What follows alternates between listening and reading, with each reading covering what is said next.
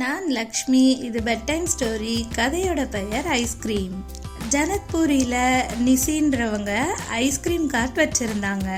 அவங்க ஜாஸ்மின் ஸ்கூலுக்கு முன்னாடி தான் ஐஸ்கிரீம் கார்ட் வச்சுருந்தாங்க. நிசியோட பொண்ணு தான் ஜாஸ்மின். தினமும் ஸ்கூல் முடிச்சு வரும்போது அவளோட அம்மா கிட்ட ஸ்ட்ராபெரி ஐஸ்கிரீம் சாப்பிட்டு தான் அவளோட வீட்டுக்கு போவா. ஜாஸ்மின்க்கு ரொம்ப பிடிச்சது ஸ்ட்ராபெரி ஃப்ளேவர்.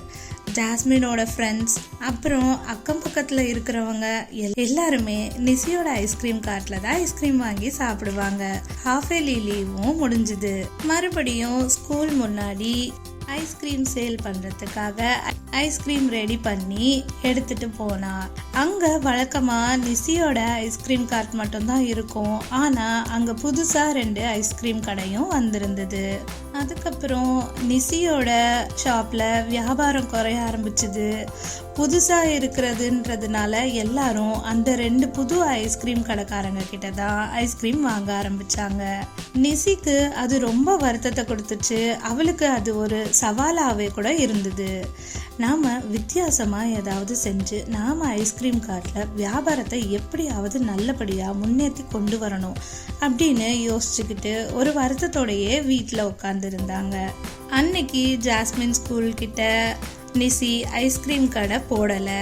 ஜாஸ்மின் வீட்டுக்கு வந்து, அம்மா ஏம்மா இன்னைக்கு நீங்கள் ஸ்கூலுக்கு வரல, ஐஸ்கிரீம் செய்யலையா அப்படின்னு கேட்டா.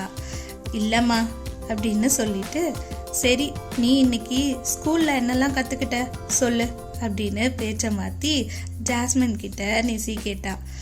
ஜாஸ்மினும் ரொம்ப ஆர்வத்தோட, அம்மா இன்னைக்கு எங்கள் ஸ்கூலில் ரெயின்போ காட்டினாங்கம்மா. எங்கள் மிஸ்ஸு சொன்னாங்க மழை பெஞ்சு முடிஞ்சதுக்கப்புறம் சூரியன் சின்ன சின்ன மலைத்துளிகளில் படும்போது வித்தியாசமான கலர்களில் ரெயின்போ உருவாகும்னு சொன்னாங்கம்மா அப்படின்னு ஆச்சரியத்தோட சொல்லிக்கிட்டு இருந்தா. அந்த நேரம் நிசிக்கு ஒரு ஐடியா வந்தது. அது என்னன்னு உங்களுக்கு தெரிஞ்சுதா? அதுதான் ரெயின்போ ஐஸ்கிரீம்.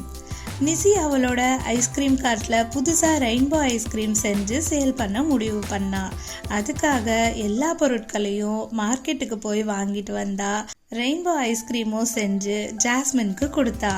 அம்மா இது ரொம்ப சூப்பராக இருக்குமா, பார்க்கவே அழகாக இருக்கு, டேஸ்ட்டும் அட்டகாசமாக இருக்குமா அப்படின்னு ஜாஸ்மின் சொல்லி இன்னும் கொஞ்சம் கொடுங்கன்னு கேட்டு வாங்கி சாப்பிட்டுட்டு இருந்தா. அடுத்த நாள் ஜாஸ்மினோட ஸ்கூலுக்கு முன்னாடி நிசி ஐஸ்கிரீம் கார்ட்டில் ஸ்பெஷல் ரெயின்போ ஐஸ்கிரீம் போர்டு போட்டு வச்சிருந்தா.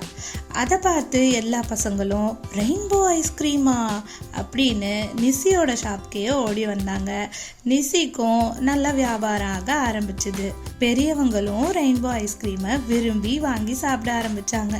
இதை பார்த்த மற்ற 2 ஐஸ்கிரீம் கார்ட் கடைக்காரங்களும், இனிமே நமக்கு இங்கே வேலைக்கு ஆகாது, வேற ஸ்கூல் கிட்ட போய் நம்ம வியாபாரம் பண்ணலாம் அப்படின்னு 2 பேரும் பேசிக்கிட்டு ஐஸ்கிரீம் கார்ட்டை தள்ளிக்கிட்டே போயிட்டாங்க. நிசிக்கு அதுக்கப்புறம் வியாபாரம் நல்லா ஆக ஆரம்பிச்சுது. ரெகுலர் கஸ்டமராக நிறையா பேரும் வர ஆரம்பிச்சாங்க. இந்த கதையிலிருந்து நாம் என்ன புரிஞ்சுக்கணும்? சின்னதாக நமக்கு தடங்கள் வந்தால் அங்கேயே சோர்ந்து போய் விட்டுடக்கூடாது. கொஞ்சம் பொறுமையாக மாற்றி யோசித்து முயற்சி பண்ணால் வெற்றி நமக்கு தான்.